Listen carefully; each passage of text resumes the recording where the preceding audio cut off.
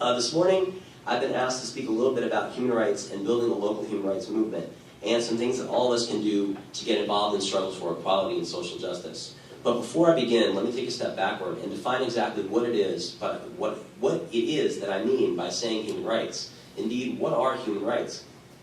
Quite simply, human rights are the fundamental rights that you are entitled to simply because you are a human being. Human rights are not given to you by any government, and they cannot be taken from you by any government. They are yours by virtue of your humanity. Human rights are inalienable. As I mentioned, they cannot be taken from you. They are universal. They exist everywhere around the world, whether you're in Eugene, whether you're in Guantanamo, whether you're in Afghanistan. It doesn't matter where you are. They are universal and they exist. They are interconnected. Your identity as a young person, as a woman, as a gay and lesbian person, as a disabled person, all of those intersecting identities that make you who you are, all of those are respected and acknowledged, and all of those are protected. They are indivisible.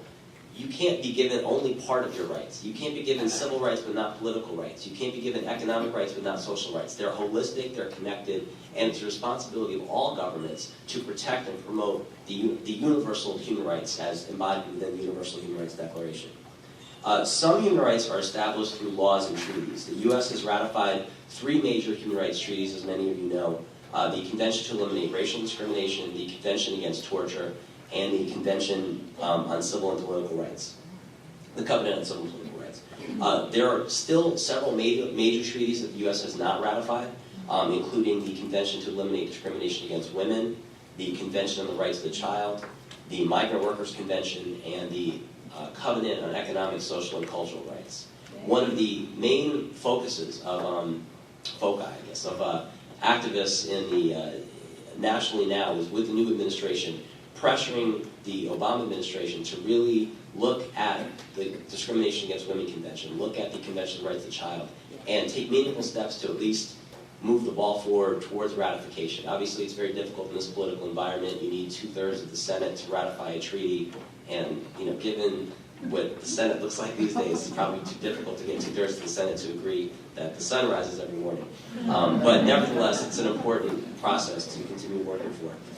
To give a little bit of background context, as many of you may know, the modern international system for the protection and promotion of human rights, i.e. the Human Rights Framework, was created in the aftermath of the tragedy of the Nazi Holocaust and the World War II period. And again, it's appropriate that we recognize that earlier. The U.S. government, and Eleanor Roosevelt in particular, played a leading role, ironically, in the creation of the system, and drafted many of the core human rights treaties. And one of the most significant of these treaties, as was mentioned earlier by Ken and others, was the Universal Declaration of Human Rights, which combines civil, political, economic, social, and cultural rights into one landmark document. And why is this document so crucial? It's so crucial because the Universal Declaration of Human Rights was the very first international legal instrument that recognized the inherent dignity of all people everywhere in the world. So that, in and of itself, makes it a historic document that really all countries should look to for guidance and aspire to employ and apply.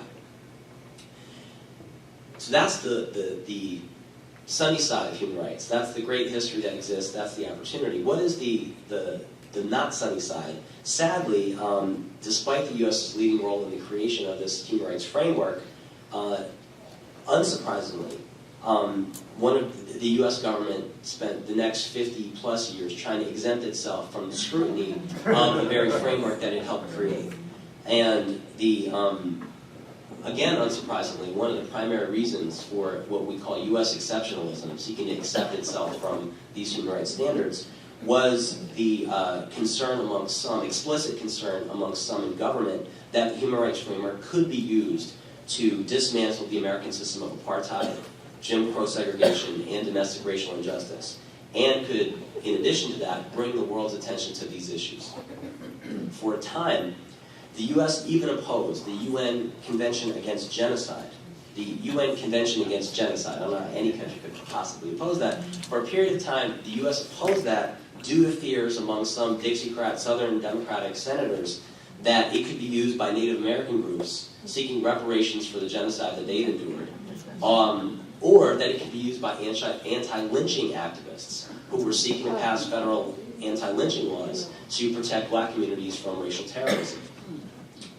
So how is it that the U.S. was able to get away with this exceptionalism? How was it able to preach human rights and democracy abroad, but yet be exempted from having to apply it at home? For most of the 20th century, civil rights and civil liberties organizations and activists essentially gave the U.S. a free pass on this issue and allowed the development of really a schizophrenic paradigm where an abuse in the United States equals a civil rights problem, but the same abuse that would happen in China or South Africa or Cuba or even Germany or England would be called a human rights problem.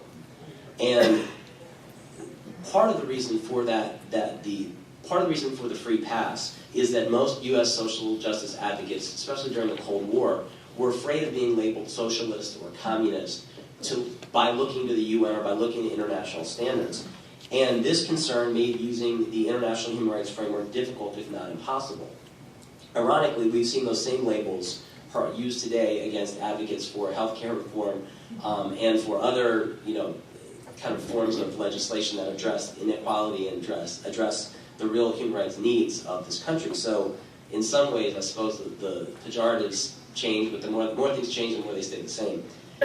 Despite this reluctance by many mainstream human rights advocates to employ the human rights framework during much of the Cold War period, there were some clear assertions of fundamental human rights, and I think it's really important that we reach out to that history, though they were not necessarily characterized as human rights assertions. One example, I think this is probably the most poignant in my mind, is many of you will recall that in his final organizing effort before his assassination, Dr. King was working with a group of courageous sanitation workers in Memphis, Tennessee. These workers were protesting the inhuman working conditions and rampant discrimination that they faced. This group of primarily African-American men became famous for the very dignified demonstrations that they took part in, where thousands of sanitation workers held signs that read simply, "I am a man." They held up signs like this, and thousands of workers, "I am a man." These signs contained an unambiguous call for recognition of fundamental human rights, fundamental dignity, and that in and of itself is an assertion of human rights. So, despite the reluctance of mainstream civil rights advocates, there were some very prominent activists who have called for using human rights for many, many years, long, long ago. And indeed, using human rights domestically and applying them locally and domestically is not a new idea. Activists like W.B. Du Bois, Albizu Campos, the Puerto Rican independence activist, Malcolm X, Paul Robeson, and the ACLU founder Roger Baldwin, among several others, embraced the idea of bringing human rights home over 50 years ago. And I'll read a short quote from Malcolm X about the need to broaden civil rights into human rights. "We need to expand the civil rights struggle to the level of human rights. No one from the outside world can speak out on your behalf as long as your struggle is a civil rights struggle. Civil rights come within the domestic affairs of this country.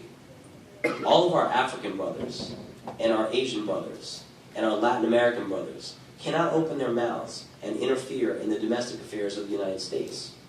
And as long as it's civil rights, this comes under the jurisdiction of Uncle Sam. Civil rights mean you are asking Uncle Sam to treat you right, but human rights are something that you were born with. Human rights are your God-given rights. Human rights are recognized by all nations on this earth."